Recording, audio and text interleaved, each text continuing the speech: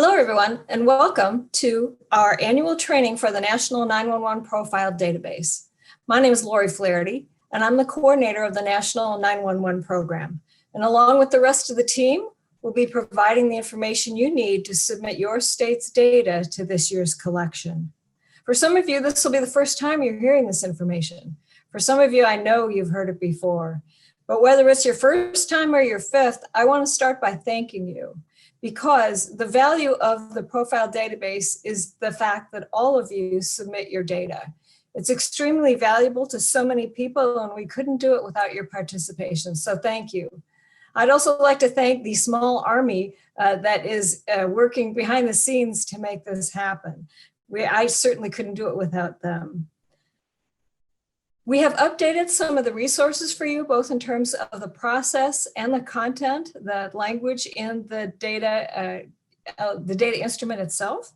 And we will be providing you with that information. But before we do that, I'd like to go over a few housekeeping items. During this presentation, all of the participants will be on mute, but we encourage you to submit your questions via the chat, and we will answer them during the Q&A session of this webinar. This webinar will be about an hour long. It will be recorded and it will be posted on 911.gov as a reference. In case you're not familiar with the 911 Profile Database, it's a joint effort of the 911 program and the National Association of State 911 Administrators. And really, the basis for this started some years ago, 10 or 11 years ago, with two questions. The first question is, what data would be really helpful for you to have at the state and local level? Second question, what data would be feasible for you to collect? And on the basis of these two questions, we have continued to collect this information. We have revised the database once to reflect changes in the evolution of 911. And it really comprises the information that you give us and we aggregate. We know you need this information, you need this data in order to justify the resources that you ask for, the projects that you undertake, and we understand from you that you really have understood the value of having it over the years. At NASNA's request, we are once again partnering with our friends at the Federal Communications Commission to collect our data at the same time, because we know that you only want to go out to the local agencies once for that data call. So we'll be working together in terms of the timeline. So what happens to your data after you submit it? Now, this slide just shows basically where you can find the annual reports of the 911 Profile Database. As you can see, we've been at this a while. The beta test was done with 2010 data, and our first aggregate report was 10 years ago using 2011 data.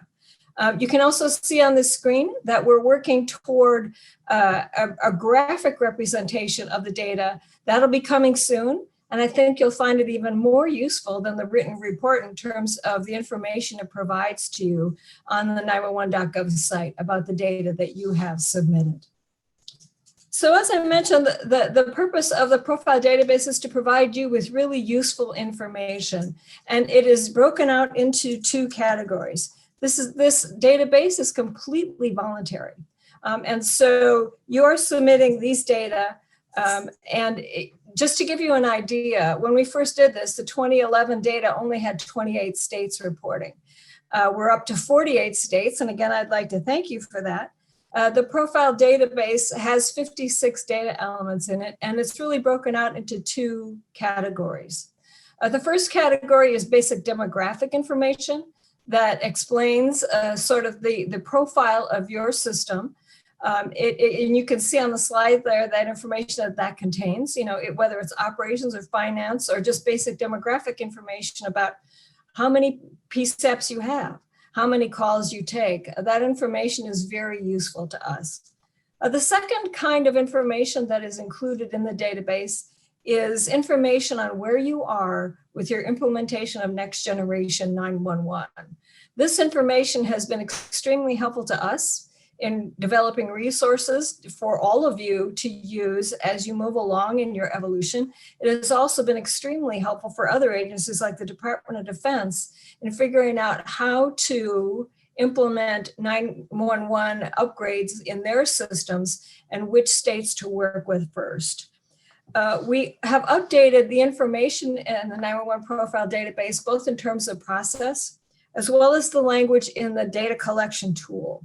And both, I think, will be helpful to you in terms of submitting the data. And we've tried to clarify a little bit some of the things that you found confusing.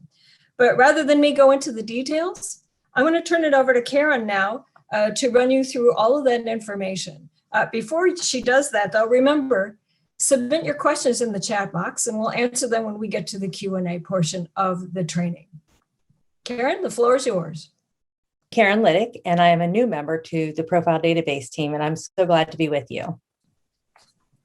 There's a lot we'll be covering today to help make the data submission process as easy as possible for you. I'm going to provide a background info on the Profile Database as some of you may be new to it. I'll also review the data collection timeline for this year, and then go into how to access the database, log in, view the database, and go over the database structure. And then at that point, I'll hand it over to Jenna and she'll walk us through a live demo. One important thing to note is the email address for any questions or comments about the profile database. You'll see it at the bottom of this screen. It's 911database@redflashgroup.com. And we'll share that address again later in the presentation, so don't feel like you need to jot it down now. If you have any questions, please feel free to reach out to us at that email address and we'd be glad to assist in any way. Finally, we'll end with a Q&A session. As Lori said, please send your questions through the chat and we will answer them. So let's go over the timeline. This is the time frame for this year's data collection. So the survey will be open April 1st to June 1st. In that time frame, if you have any questions about any particular data element, collecting or aggregating that data, the team's available to offer support.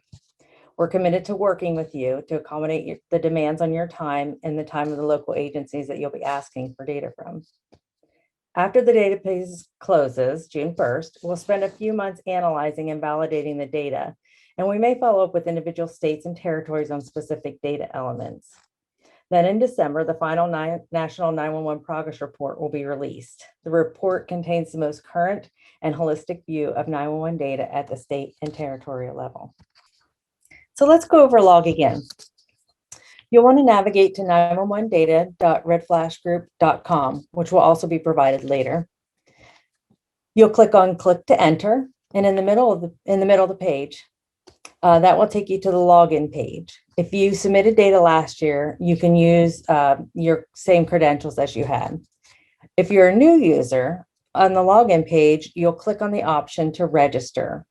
You'll complete the fields and then allow 24 to 48 hours to receive an email that will confirm your registration is approved. If you don't see that, check your spam folder. You will also need to email 911database@redflashgroup.com and copy your state or territory's point of contact to verify that they've given you permission to submit data for this year. Okay, a few tips on viewing the database. First of all, you'll want to view it in full screen mode. Also, if you're inactive for 30 minutes, you walk away, the system will log you out automatically. But each time you log back in, you'll be taken to the first section with incomplete entries. The system won't allow you to submit until you have completed 100% of the entries. And as long as you're entering data, your state will appear as yellow. Don't be concerned, it will turn green when all your questions are completed. So the database is structured into 10 sections with a total of 56 elements. If you require more information to understand the question, click on the More Info tab, which you can see in that slide. Be sure to click Save or Save and Continue as you progress through the sections to be able to save your work. All questions must be answered, and if these answers are unknown, you may select Unknown, as you can see in the slide. So after submitting a response to all the data elements, you'll be taken to the final comments page. This is completely optional, but it's an opportunity to provide comments, information, or suggestions to accompany your data submission.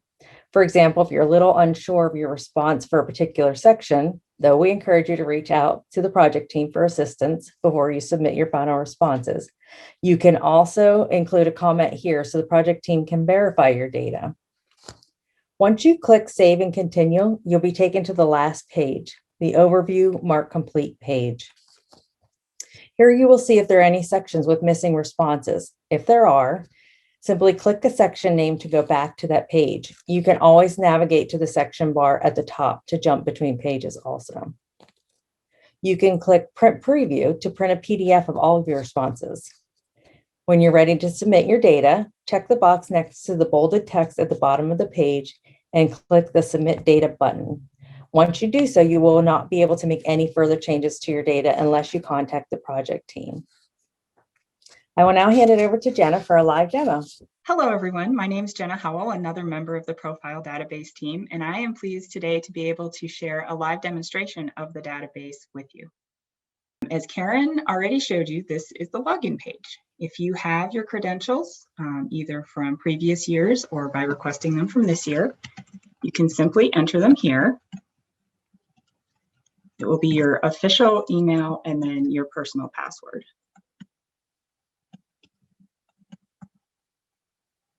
This brings you to the first page of the profile database, section number 1.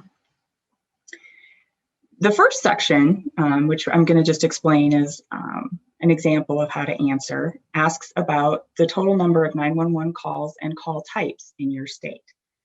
For example, question number 1, enter the total annual number of 911 calls delivered to primary PSAPs in your state, even if not answered or no dispatch occurred.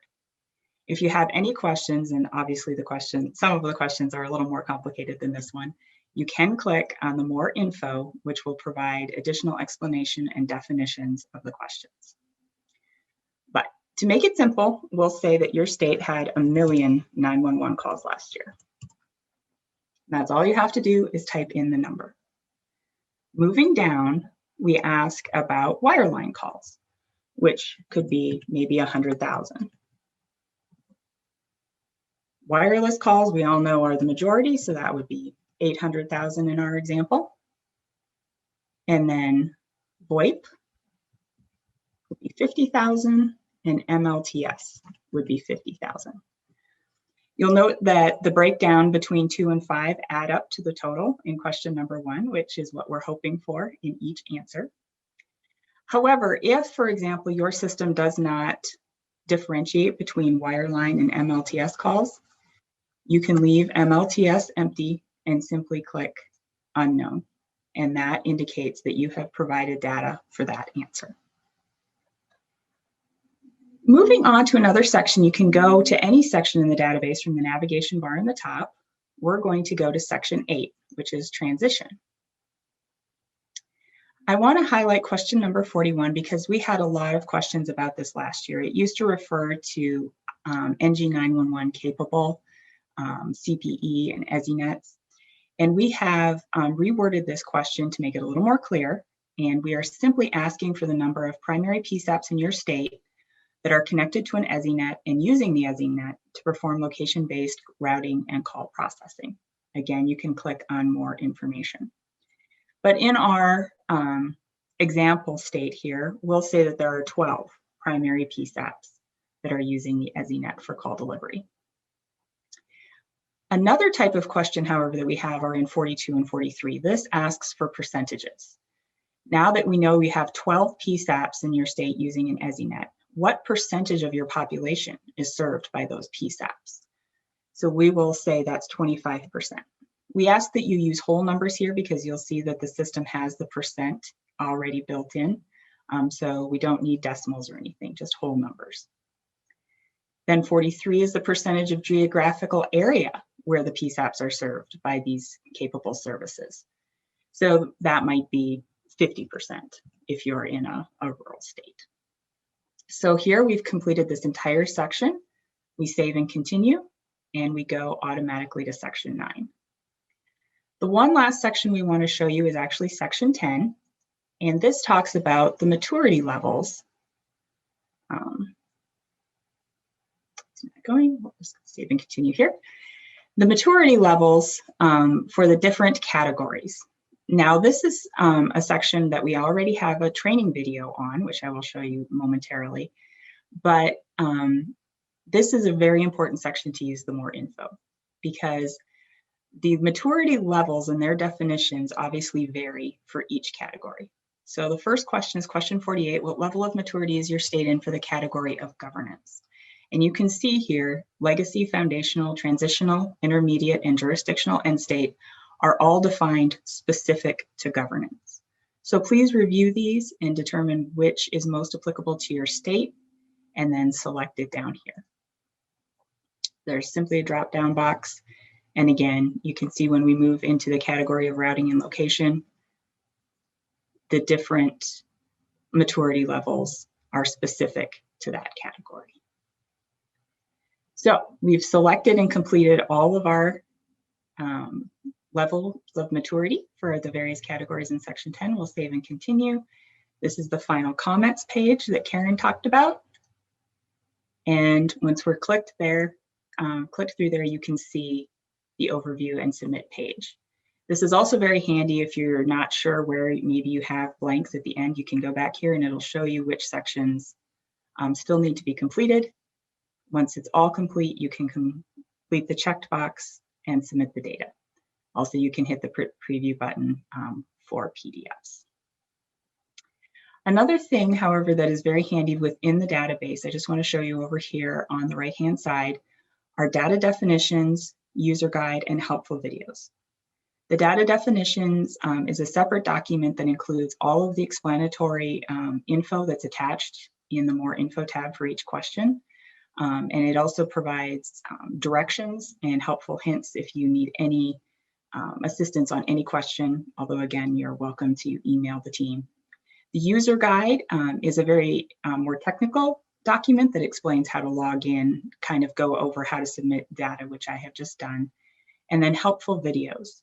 Again, there's a video on how to log in, there's a video on section 10 and how to respond to the maturity level questions. And as we go through this year's data collection, if you have any topic or question that you think would benefit from having a helpful video, please let us know, because we're glad to create and put out additional resources at any time. As you're reviewing this webinar, once it's been posted to 911.gov, there's also this list of resources again, where I showed you how you can access them within the database itself. So next steps after today. We would ask that you as state administrators or your designees provide 1 to 2 individuals that will submit the data for your state and make sure that they have an active account created. Review the data definitions documents, this webinar, any other resources that you need to help you prepare to respond to the survey. And then also, again, please do not hesitate to reach out to the project team for any assistance that we can offer. While you're doing that, the National 911 program will be providing assistance to you as you need it. We'll continue to create resources and videos, as I said, based on input we get from you or issues that we notice going forward with the data collection, because we want to make sure that we explain all of the data elements well and everyone is answering based on the same concepts. You will also be receiving weekly emails that have helpful tips, updates from the map showing what the participation level is, and anything else that we can provide. Again, this is a reminder, the years get confusing. This is the 2021 data collection year, but we are collecting 2020 data. As Karen mentioned, as we go through and receive the data, the team does review it to make sure that it's consistent and that we understand it so that we can properly aggregate it into the progress report. You may receive a follow-up email or question. Please don't be offended. That is not you. That is us trying to understand the data. So please don't be surprised if we reach out to you at some point. Hi, I'm Jill Coogan, and I'm an attorney advisor with the FCC. It's a pleasure to be with you today. Today, I'm going to be talking about 911 fee diversion. First, we'll take a look at the FCC's annual 911 fee reports, including some tips on how to fill out the FCC's annual 911 questionnaire. Next, we will discuss the new congressional mandates related to 911 fee diversion under Section 902 of the Don't Break Up the T-Band Act of 2020 signed into law on December 27, 2020. These mandates include new FCC rulemaking on fee diversion and a new 911 strike force to study and issue a report to Congress on fee diversion issues.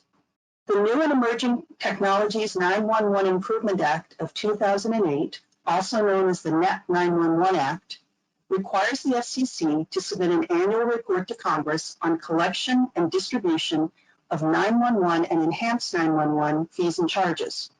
Since our first 911 fee report in 2009, the FCC has issued 12 911 fee reports. A major focus of the FCC's annual 911 fee report is the issue of 911 fee diversion. In other words, each year, the FCC analyzes and reports to Congress on whether a state or other jurisdiction's 911 fees and charges are being used for any purpose other than to support 911. In addition to fee diversion analysis, the annual report includes state-by-state data on, for example, 911 call volumes, the number of PSAPs, 911 expenditure categories, implementation of next generation 911, and 911 cybersecurity expenditures. Let's turn back now to the specific issue of 911 fee diversion. One of the principal sources of funding for 911 is fees assessed by states on a per-line basis for phone service. Service providers typically collect these fees from consumers through their monthly subscriber bills, then remit the fees to the governmental authority assessing the fee. However, sometimes states and other jurisdictions divert these 911 fees and do not spend them on the intended 911 related purposes. When a state diverts the 911 fees it collects to a non-911 purpose, even if that other purpose is an important and worthwhile safety purpose, the state is reducing the amount available for essential 911 services. For the FCC's annual 911 fee report to Congress, we analyze how each state has allocated and spent the 911 fees it collected during the year in question, and whether the state has diverted the 911 fees to non-911 related uses. If the state has diverted 911 fees, the FCC designates that state as a diverter for the relevant calendar year. Please go to the next slide. The FCC issued its 12th annual 911 fee report in December 2020. You'll notice here at the bottom of this slide, we list the FCC webpage where you can view all the FCC's annual 911 fee reports and also each state's 911 questionnaire response for each year. Fee diversion is a significant problem in the United States. Each year, the FCC annual 911 fee report identifies a number of states as diverters, and a few states persist in the practice year after year.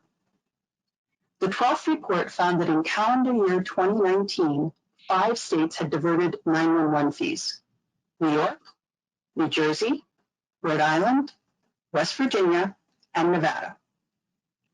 The 12th annual report found that in calendar year 2019, the 5 diverting states diverted a total of approximately $200 million, or approximately 6.6% of all 911 E911 fees collected by all states and jurisdictions in 2019. From 2012 to 2019, states and jurisdictions diverted over $1.475 billion in fees collected for 911 and E911. If you look now at the chart on this slide, showing a summary of some data from the FCC's annual fee reports from 2015 to 2020, you can see some highlights of our findings. Each report covers the prior calendar year. So for example, our 12th report in 2020 covered states' 911 activity in calendar year 2019. Now let's take a look at FCC data collection for the annual 911 fee reports and some tips for completing the FCC's annual 911 fee questionnaire. Each year, the FCC sends out a detailed form to 56 U.S. states and jurisdictions to collect 911 fee data for the prior calendar year. These 56 states are the 50 states, These 56 jurisdictions are the 50 states, the District of Columbia, Puerto Rico, Guam, the Northern Mariana Islands, the U.S. Virgin Islands, and American Samoa. Now let's turn to some tips for filling out the annual questionnaire. These tips focus on some common issues. First, please use the word fillable questionnaire form that we provide. This allows us to automatically and efficiently import the data into our system. Please do not try to alter the form or turn it into a PDF. When states do this, we have to ask them to resubmit on the appropriate word fillable form. Next, only report calendar year data, not fiscal year data. When the questionnaire asks for a numerical response, such as the total number of primary PSAPs or the cost to provide 911 service, please provide only a numerical response or a short non-numerical response, such as unknown, none, or NA. Don't include any narrative explanation or qualifier, such as approximately $4 million. Instead, put that in the related addendum section box on the form. And here are two big tips. First, states should submit a single questionnaire form for the entire state, not multiple FCC questionnaire forms completed by local jurisdictions. For example, last year one state submitted individual FCC questionnaires filled out by some of its counties, saying that only those counties had replied to its request for data. The state did not consolidate them into a single questionnaire response form for the state as a whole. The state should have consolidated the data in a single questionnaire form for the state and added an explanation in the relevant addendum sections if necessary. Second, states should include all requested data on the state questionnaire form itself, not just attach or refer to supplemental materials that may possibly contain some requested data somewhere within them. For example, one state last year submitted a questionnaire form with multiple responses that just said, "See attached spreadsheet." The state attached a long and detailed county-by-county Excel spreadsheet without appropriate consolidation of data for the state as a whole on the questionnaire itself. Another state submitted a detailed supplemental letter containing some requested information that was not on the form itself. States may submit supplemental materials as long as the questionnaire form itself contains all requested data.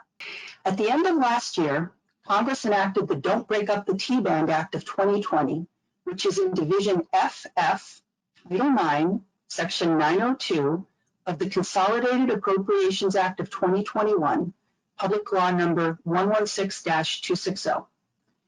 Section 902 includes new congressional mandates related to preventing 911 fee diversion. Two of the things the FCC must do under Section 902 are, number one, issue new regulations on 911 fee diversion, and number two, create a new strike force to study and issue a report on 911 fee diversion.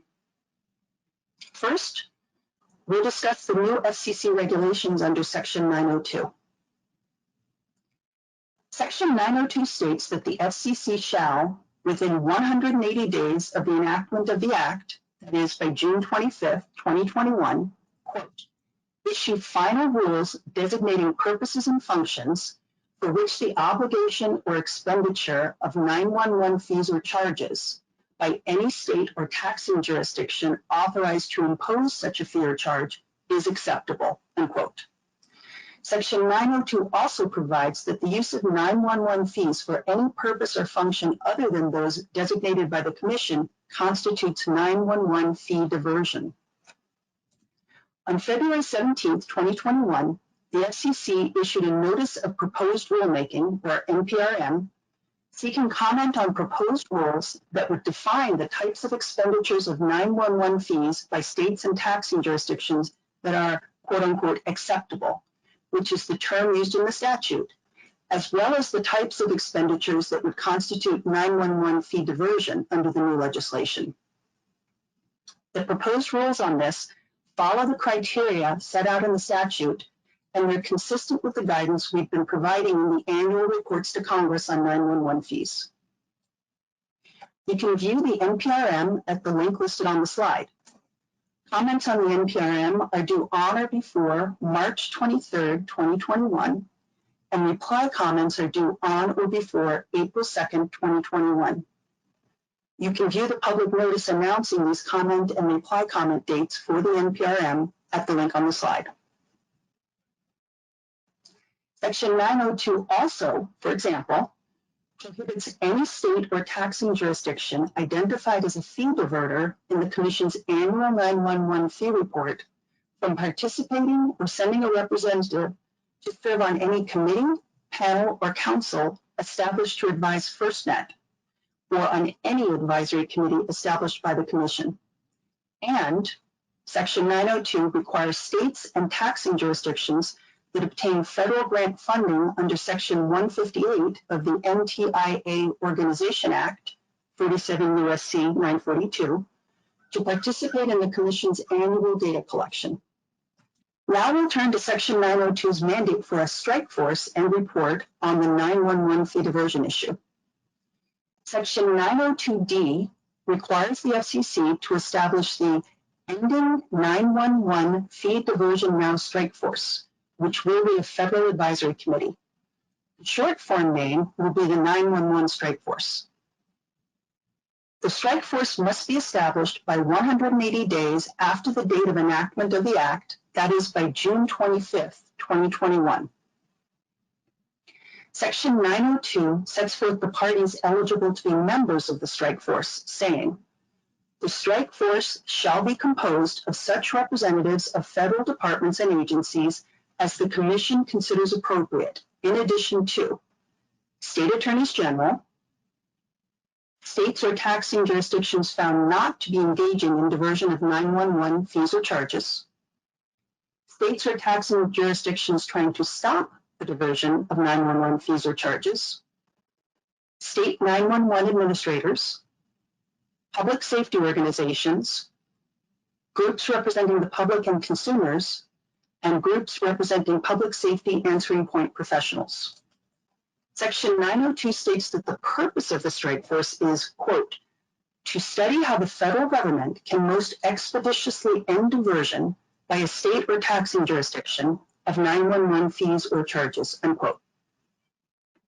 Section 902 states that in carrying out the study, the strike force shall determine the effectiveness of any federal laws, including regulations, policies, and practices, or budgetary or jurisdictional constraints regarding how the federal government can most expeditiously end diversion by a state or taxing jurisdiction, and consider whether criminal penalties would further prevent diversion by a state or taxing jurisdiction of 911 fees or charges, and determine the impacts of diversion by a state or taxing jurisdiction of 911 fees or charges.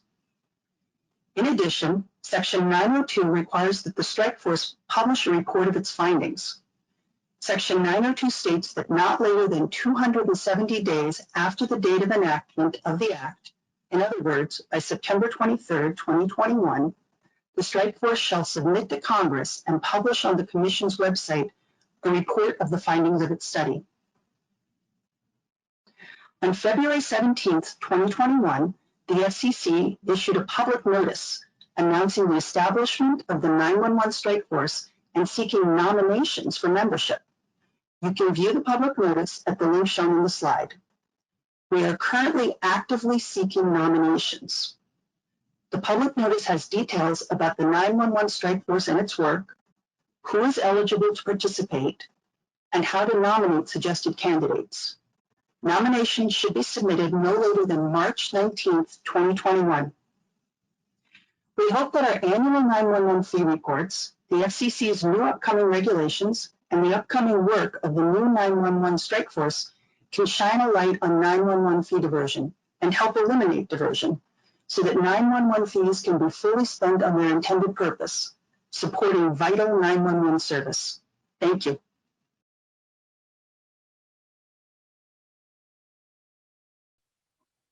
Once again, here are the most important web links and addresses. The top one is the link to the survey itself. And the second one is the email account for the assistance team. At any point, please utilize that.